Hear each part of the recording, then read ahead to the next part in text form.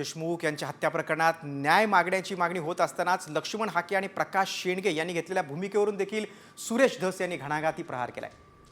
हाके साहेब पाया पडतो, कुणाची उचल घेऊन कुणीकडेही बोलत जाऊ नका अशा शब्दात सुरेश धस यांनी लक्ष्मण हाकेंनी घेतलेल्या भूमिकेवर कडाडून प्रहार केलाय।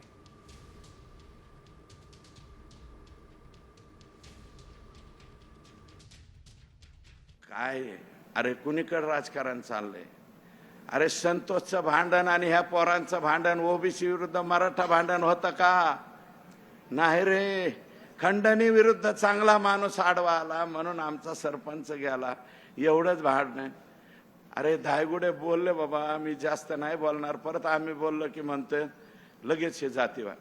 हाके साहेब तुमच्या पाया पडतो, कुणाचं बी उचल घेऊन कुणीकडे बोलत जाऊ नका। हाके साहेब उचल हा शब्द जरी वेगळा वाटत असेल तर ते मी परत घेतो, पण कोणाच्या सांगण्यावर कोणाचंही काही बोलू नका, हे तुमच्या पाया पडून माझी विनंती।